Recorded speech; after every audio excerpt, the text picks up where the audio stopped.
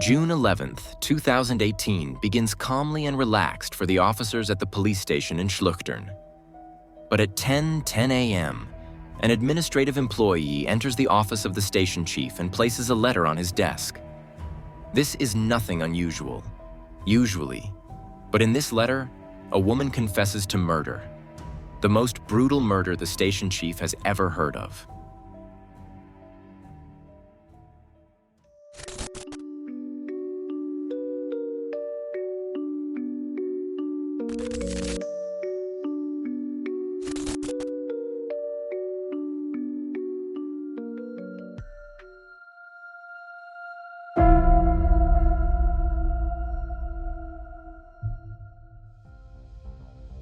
On June 11th, 2018, at 10:50 a.m., Police Chief Inspector Sabine Meyer sets off on a call to Steinau, 8 kilometers away. The town is located about an hour east of Frankfurt and has a population of just under 11,000. At 11:05 a.m., she and her colleague arrive at Niederzellerstrasse. The area has a village-like, peaceful atmosphere, and there is no indication that a gruesome murder could have taken place here. The two officers enter a building with 9 apartments. On the 3rd floor, they stop in front of an apartment door. When the two officers open the door, they realize that their worst fears have come true. They take a quick photo and leave the apartment immediately. They are not the right people for a crime of this magnitude. It requires experts. But let's take a step back. At 10:10 a.m., just an hour earlier, the quiet Monday morning at the police station in Schlüchtern takes a dramatic turn. The administrative assistant opens the mail as she does every morning. When she opens the last envelope, an apartment key falls out.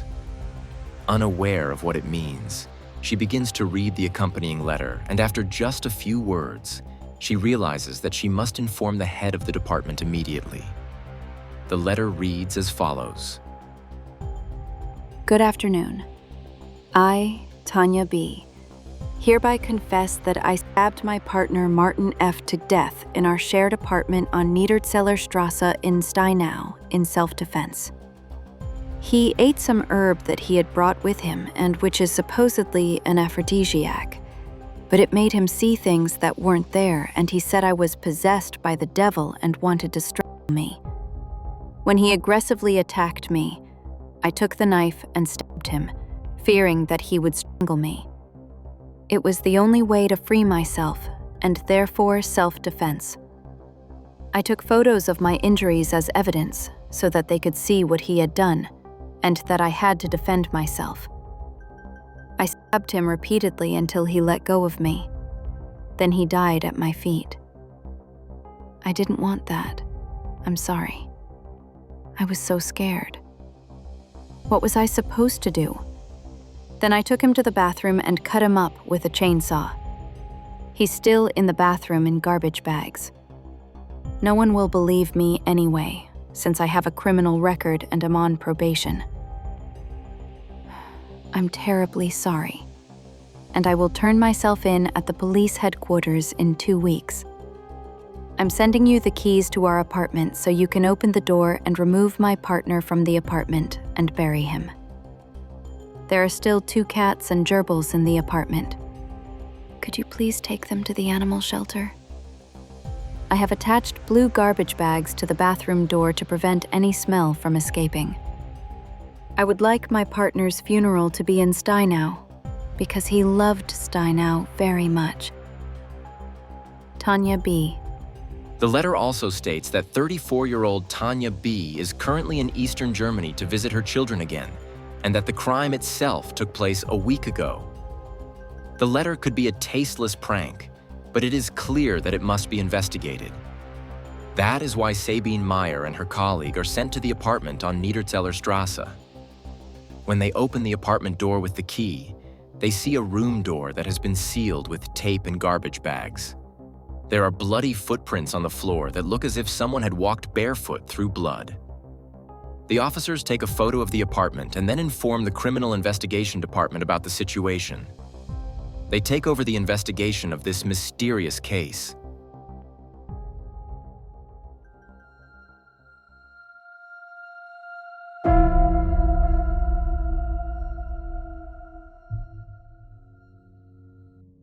57-year-old police detective Franz Effinger takes charge of the investigation. He and his colleague arrive at the scene between 11:15 and 11:30 a.m. Together with Sabine Meyer, they enter the two-room apartment on the third floor. There is smeared blood on some of the furniture. The ID card of Martin F., the alleged victim, is attached to the taped-up door. The investigators slowly remove the tape and open the door a crack. They are immediately hit by a strong smell of decay. In the bathroom, they find a considerable amount of blood. They also discover several full garbage bags, a hatchet, and several knives. Next to the bathtub is a blood-stained chainsaw. Everything looks as if Tanja B told the truth in her letter. The gerbils are rescued and handed over to the neighbor's two cats. The officers then leave the apartment to contact the crime scene investigation team and forensics. The public prosecutor's office is also informed. Within the next hour, Prosecutor Dominic Mies, the crime scene investigation team, and the forensic team arrive at the apartment to assess the situation. They discover that the garbage bags do indeed contain body parts with knife wounds and transfer them directly to the forensic medicine department. The investigator considers the approach to be amateurish, which is why he assumes that the crime was not planned. There is blood in most of the rooms and overall disorder. This is particularly evident in the bedroom, the room where, according to her letter, Tanya's partner allegedly attacked her. For the investigator, the disorder and blood could be evidence of a struggle. He therefore considers it conceivable that it could actually have been self-defense, as described by Tanja. Tanja also wrote about herbs that Martin is said to have taken. In the kitchen, the investigators find the remains of herbs alongside various food scraps. They transfer these to the forensic medicine department. There, however, it is discovered that they are harmless, contrary to Tanja's description. Meanwhile, forensic medicine is examining the remains at Frankfurt University Hospital. They determine that all the body parts belong to 47-year-old bus driver Martin F. Since the remains have been lying in the bathtub for 5 days and it has been very hot the last few days, the body is already badly decomposed. The detailed autopsy is scheduled to begin in the evening. In the meantime, Franz Effinger and his colleagues are doing everything they can to find out more about Tanja and her current whereabouts. Tanja stated that she spent 4 days in the apartment before allegedly traveling to her children in eastern Germany. However, Tanja's exact whereabouts remain unclear to investigators, as she has 7 children from 3 different men, all of whom now live in foster families. There is also concern that Tanja could harm her children or herself.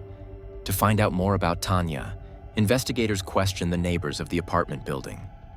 Some report that they have observed Tanja throwing black garbage bags into the trash cans in front of the building in recent days. Otherwise, however, they have not heard or seen anything unusual. The officers therefore assume that a quieter electric chainsaw was used to cut up the body and that the neighbors did not notice anything because of this.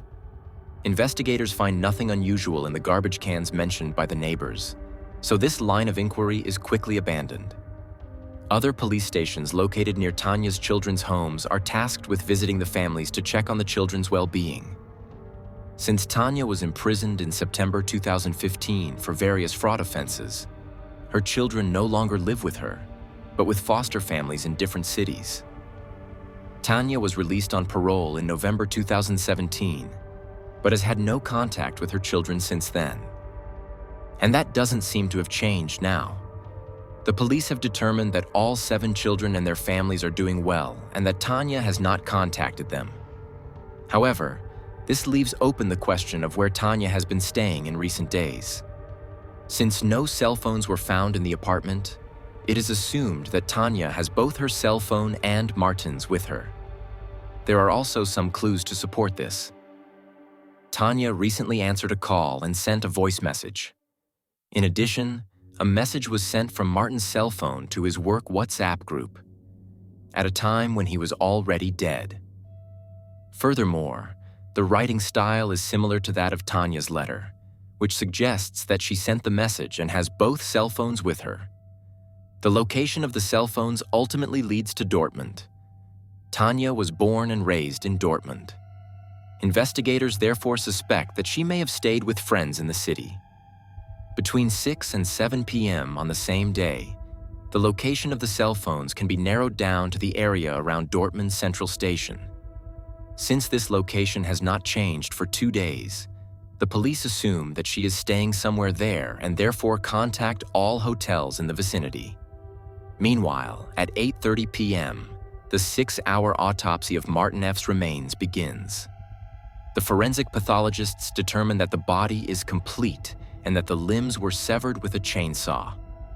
They also find 31 stab wounds, 13 of which are in the neck area. The larynx and carotid artery were severed, which ultimately led to Martin F.'s death. However, Martin was still alive shortly after the stab wounds, which plays an important role in relation to the claim of self-defense. This presupposes that the attacker was capable of acting. However, stab wounds were also found on Martin's back, which does not fit with the claim that Martin attacked Tanja. He also had defensive wounds on his forearms and on the thumb of one hand. Based on these new findings, the officers now assume that the act was premeditated.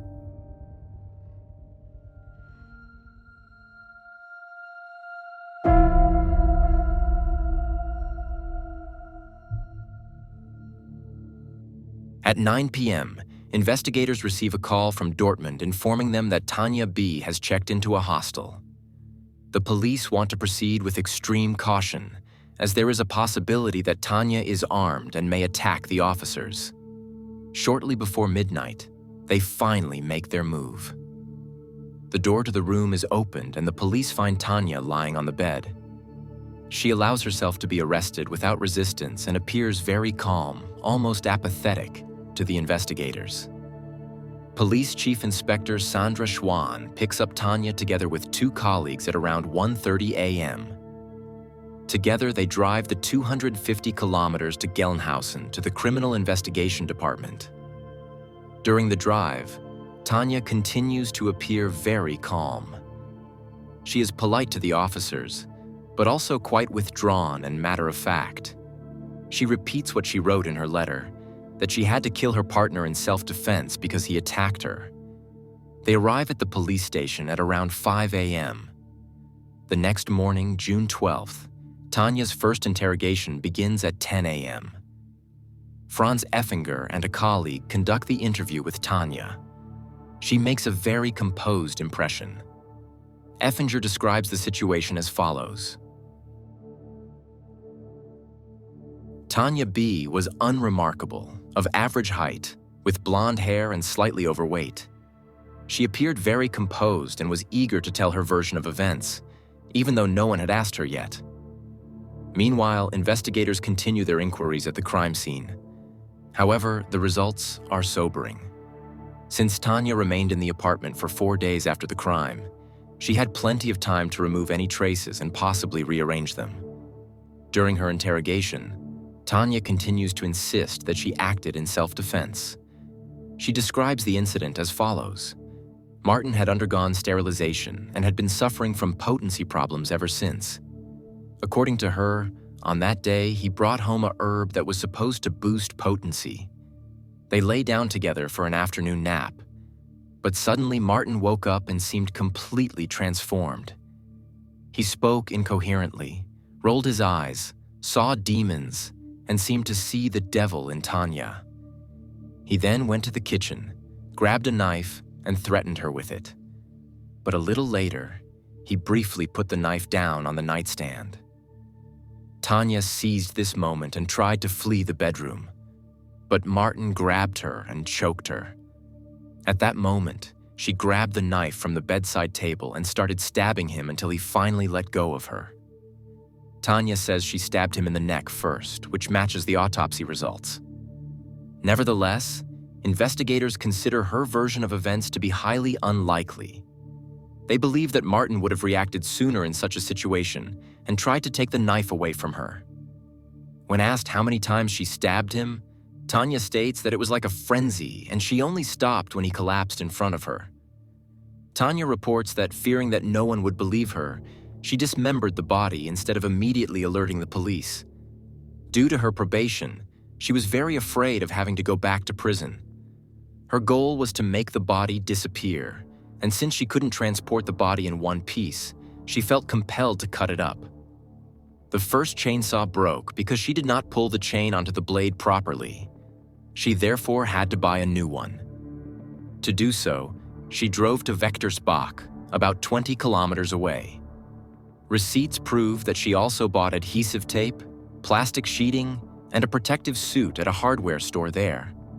Tanja persistently repeats her version of events. The investigators note that it almost seems as if she has rehearsed every sentence. It is striking that she remains calm and composed throughout, which is unusual given the alleged self-defense that resulted in the death of a loved one. Tanja further reports that after Martin's death, she took photos with her cell phone to document the strangulation marks on her neck. But neither the investigators nor the forensic pathologists are convinced by the photos. At the time of her arrest, no defensive wounds can be found on her body. Surveillance footage showing Tanja withdrawing money the morning after the crime also shows no injuries or strangulation marks.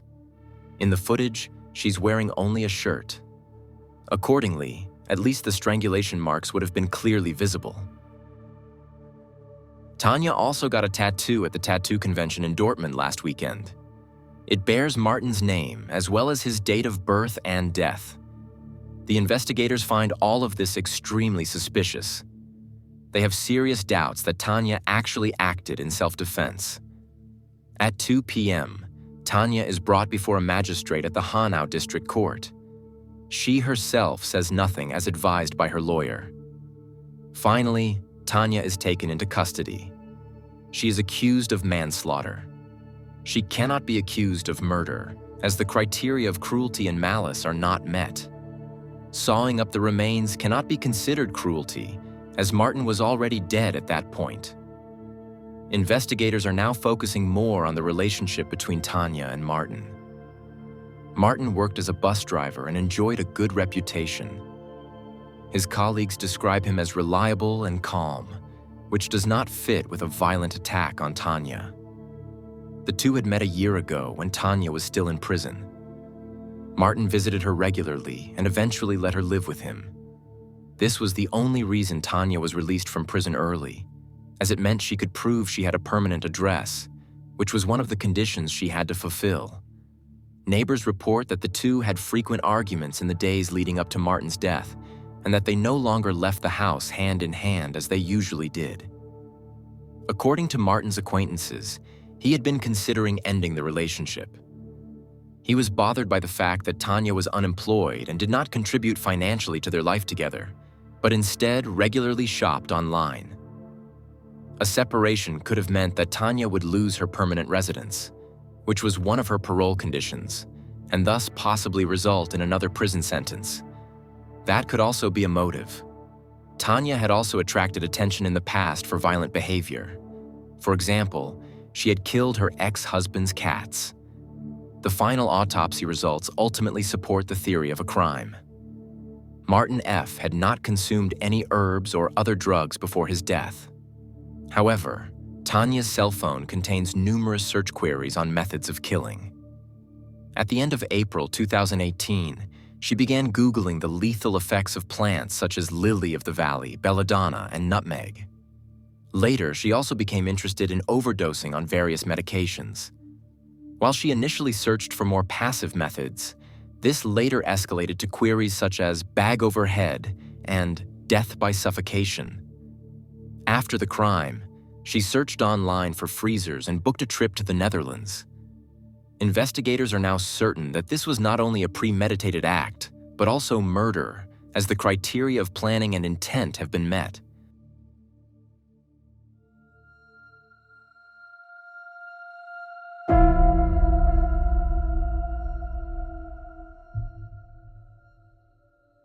On December 7, 2018, the Hanau Regional Court opens proceedings against Tanja B.